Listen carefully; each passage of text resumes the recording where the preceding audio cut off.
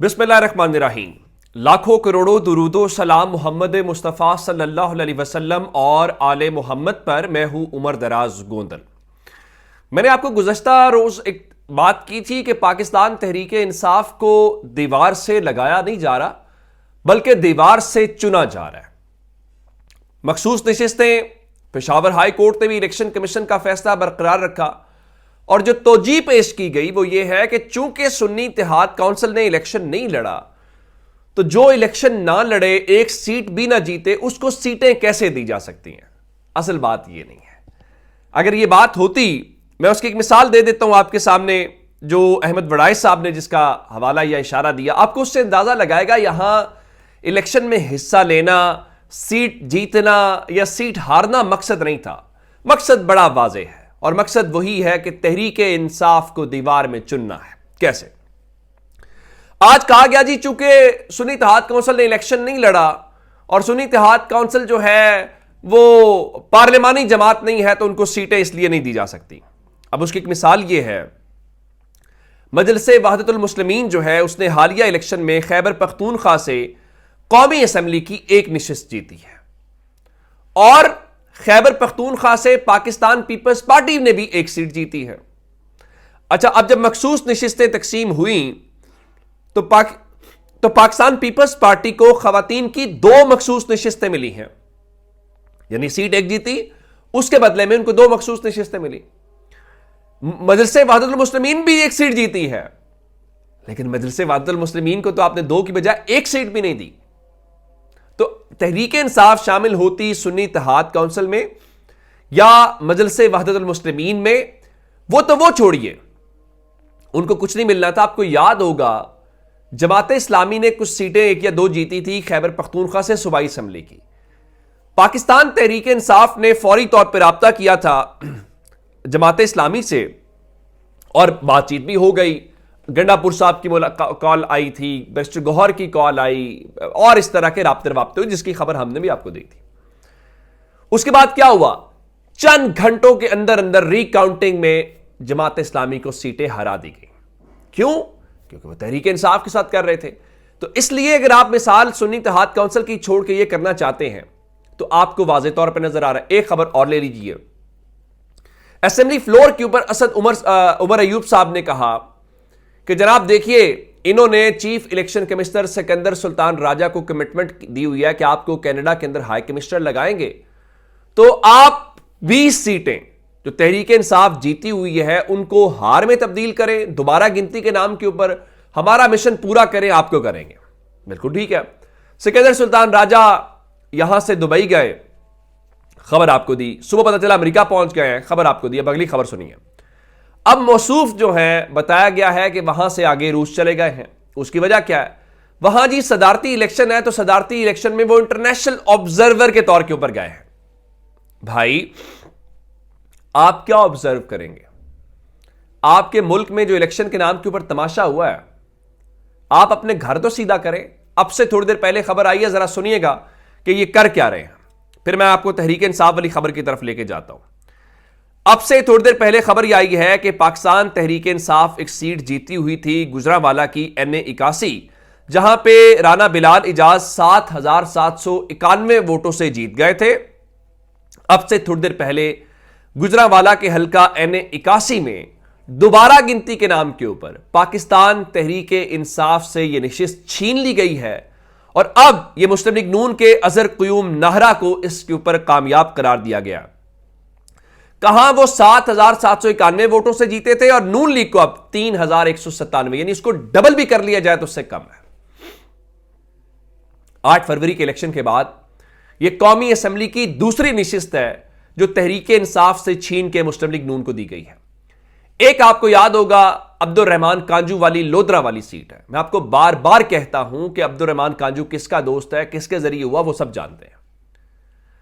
लोधरा वाली सीट और आज गुजरांवाला वाली सीट, 2 सीटें इलेक्शन कमीशन ऑफ पाकिस्तान ने दोबारा गिनती के नाम के ऊपर उनके हवाले कर दी हैं। अब ये 75 पोलिंग स्टेशन के ऊपर वोटों की दोबारा गिनती का हुक्म था यहां पे। अब से थोड़ी देर पहले शेर अफजल मरवत यही बात कर रहे थे कि हमने भी तो रिकाउंटिंग की दरखास्तें दी हुई हैं और शेर अफजल मरवत का दावा यह है कि किसी एक हलके में भी पाकिस्तान तहरीक इंसाफ की दोबारा गिनती की दरखास्त को कबूल नहीं किया गया। लेकिन उनके मुखालिफिन को जहां चंद हजार का फासला से वो जीते हैं, फर्क से जीते हैं, उनकी दरखास्तें भी कबूल की जा रही हैं, उनको सीटें भी जितवाई जा रही हैं और पाकिस्तान तहरीक इंसाफ को गेम से बाहर किया जा रहा है। और उसके बाद अली अमीन गंडापुर इलेक्शन कमीशन कहता है जी आप वो नहीं बन सकते। उसके अलावा अब उनको पीके 113 से कामयाबी के खिलाफ उजरदारी नोटिस पर 27 मार्च का नोटिस जारी कर दिया गया। इससे पहले उनकी नाअहली के हवाले से तलब किया गया था। अब यह सारा करने का जो मकसद है वो वही है। अब इसके ऊपर तहरीक इंसाफ की जो बर्दाश्त है, जो हिम्मत है, वो जवाब दे रही है। अब कल वो बतौर वजीर आला अली अमीन गंडापुर मिले, शहबाज शरीफ थे। मकसद क्या था कि सिस्टम के अंदर जो चीजें हैं वो चलने दें। और पाकिस्तान तहरीक इंसाफ का सुन्नी इत्तेहाद काउंसिल में शामिल होने का मकसद क्या था? मकसद सिर्फ यही है ना कि जनाब हम सिस्टम के अंदर रह के मज़ाहमत करना चाहते हैं और हम कोई डीरेल नहीं करना चाहते। लेकिन अब से थोड़ी देर पहले असद कैसर जो है, उन्होंने बहुत जज्बाती अंदाज में उनका हम मज़ाहमत करेंगे और हम लड़ेंगे अब। और उनका यह मुल्क किसी के बाप का नहीं है, यह किसी के बाप की जागीर नहीं है। इस मुल्क को आईन कानून के मुताबिक चलना है। और फिर जो खतरनाक बात है, उन्होंने कहा कि जिस तरह की आप लड़ाई चाहते हैं, हम अब उस लड़ाई के लिए तैयार हैं और अब हम मज़ाहमत करेंगे और आप फिर याद रखेंगे। मेरे ख्याल से यह कोई अच्छी बात नहीं है। और उसकी वजह यह है, जब आप अवाम के मैंडेट को जूते की नोक के ऊपर रख के अपने जूतों तले रौंदना चाहते हैं, यह इस मुल्क की खिदमत नहीं है। बदकिस्मती से हमारी एक तारीख है और उस तारीख में हमने अवाम के मैंडेट को तस्लीम न करने की रीत बनाई हुई है और हमने मुल्क तोड़वा लिया इसके पीछे।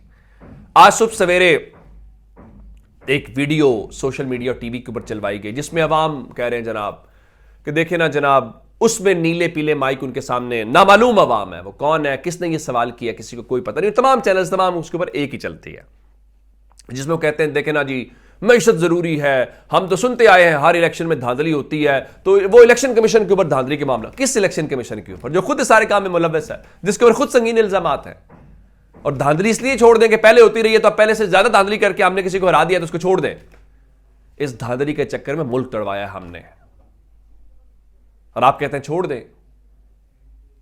अगर जिस मुल्क में आपका मैंडेट ही असल ना हो, हुकूमत की कानूनी हैसियत के ऊपर सवाल हो, क्या करेंगे आप? यानी कल को अगर किसी और को जितवाया जाता है तो आप ये करेंगे सिर्फ इस बुनियाद के ऊपर जो आज भी असद कैसर ने कहा कि चीफ इलेक्शन कमिश्नर से कमिटमेंट की गई है। यानी आप किसी को जो इल्जामात पहले लगते रहे हैं कि आरओ के ऊपर पैसे लगाए, वो नहीं है। चीफ इलेक्शन कमिश्नर को कोई ऑफर करें और आपने जो मर्जी का नतीजा आपको चाहिए, आपको वो नतीजा मिल जाएगा। यानी आप तहरीक इंसाफ की रिकाउंटिंग की दरखास्त पूरी नहीं करेंगे। रात को जावेद लतीफ ये कह रहे थे कि देखिए जनाब, वो मैंने कहा कि एन 114-15 की रिकाउंटिंग करवा दें, तो मुझे उस बंदे ने आगे से कहा कि फिर हमने 130 की भी करेंगे। तो जावेद लतीफ ने कहा ये तो फिर ब्लैकमेलिंग क्यों है? आप कहें नवाज शरीफ का हल्का खोले एन 130, करें रिकाउंटिंग, करें फोरेंसिक, करें आप जैसे करना चाहते हैं। लेकिन आप तो डॉक्टर यास्मीन राशिद से डरते हैं। लेकिन आपको परेशानी की बात यह है कि डॉक्टर यास्मीन राशिद सेनेट में पहुंच रही हैं। आपकी परेशानी की बात यह है कि मुराद सईद पहुंच रहे हैं। मैंने जुल्फी बुखारी के ऊपर इतराज रात ट्विटर के ऊपर लिखा कि पाकिस्तान तहरीक इंसाफ को जुल्फी बुखारी को सेनेटर के लिए नॉमिनेट नहीं करना चाहिए था। आप कहेंगे जी उसने वो किया, फलां राब्ते करवाए। पाकिस्तान में लोगों की चार दीवारी का तकद्दुस पामाल हुआ है। यहां पे लोग गिरफ्तारियां हुई हैं, उनके खानदान तबाह हो गए, उनके कारोबार तबाह हो गए हैं।